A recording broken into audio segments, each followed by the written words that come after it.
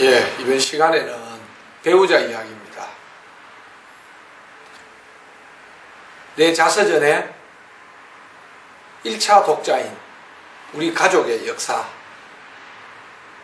자녀들이 1차 독자라고 하면 나의 배우자는 자녀들의 엄마가 되지 않겠습니까? 중요한 이야기지 않습니까? 그리고 개인적으로 보더라도 삶을 함께 해온 동반자가 배우자 아닙니까? 따라서 배우자 이야기를 별도의 한 장으로 주었습니다. 그래서 저희가 또 질문은 배우자를 처음 본 날 첫인상은 어땠습니까? 이렇게 이제 했습니다. 만약에 자녀가 있고 이 이야기를 혼자 글로 쭉 적으실 수도 있지만 만약에 손자나 손녀가 녹취를 한다고 가정을 한번 해보시죠.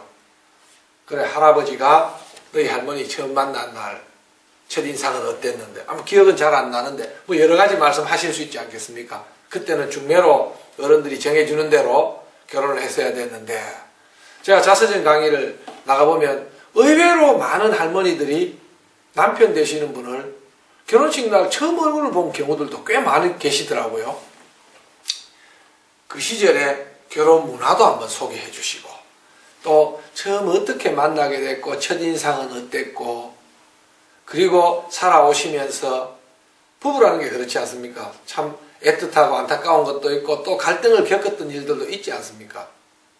배우자와 관련된 이야기를 여기 오늘 쭉 함께 살아온 인생 전체에 대해서, 뒤쪽에 가면 자녀의 양육은 또 있습니다만, 그러나 중첩되더라도 함께 살아오면서 이 사람이 내한테, 제 같으면 예를 들면 남자 같으면 이렇게 뭐 언제 시집 와가지고 어땠고, 뭐 이때 나는 어떤 느낌이었고, 이때 보니까 안타까웠고, 이때 보니까 좀 화가 났었고, 그리고 이런 부분이 갈등의 주요한 요소였고, 이런 이야기들을 쭉 적어보시면 좋겠다 싶습니다. 그냥 있는 그대로 편안하게 이렇게 적으시면 그 기록이 시간이 지나면 자녀의 어머니가 되고 손자 손녀의 조모, 증조모의 이야기 아니겠습니까? 누구의 눈으로? 할아버지의 눈으로 본 할머니, 이런 코너가 되겠습니다. 인생을 함께 해온 배우자, 얼마나 중요한 존재입니까? 배우자에 대해서 적어봐 주십시오. 그리고 만약에 좀 이른 시기에 배우자와 사별하셨던 분들도 계실 수 있습니다. 또 새로운 가정을 이루신 어른들도 계시지 않겠습니까? 그런 어른들은 배우자에 대해서 언급하시기가 참 힘들어 하시더라고요. 그러나 힘들어 하실 이유가 없습니다. 지금 우리는 인생여행을 하는 중 아닙니까?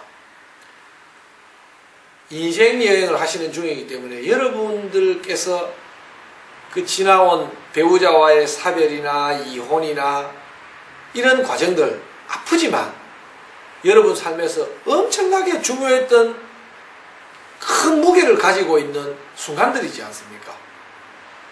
지나칠 일이 아니라고 생각합니다.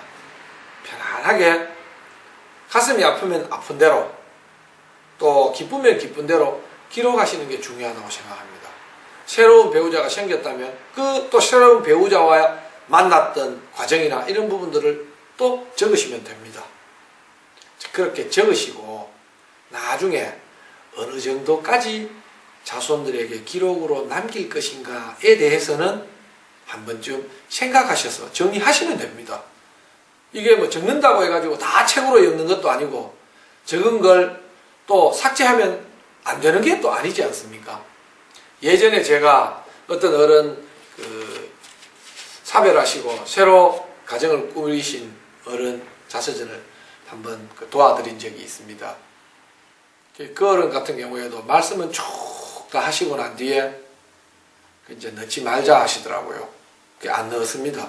그런데 또 자녀들이 책을 보고 초안을 가지고 쭉 보시다 하니 이제 새 사모님께서 애들 어머니 이야기가 너무 없다고 좀 넣어야 되지 않겠느냐고, 그리고 내하고 만난 과정도 좀 넣어줬으면 좋겠다고, 이 나이에 그런 이제 이야기를 하시더라. 그래서 제가 또 다시 그 적어놨던 부분 중에 상의를 해서 일부분을 복원한 적이 있습니다. 나의 엄연한 내 인생이지 않습니까?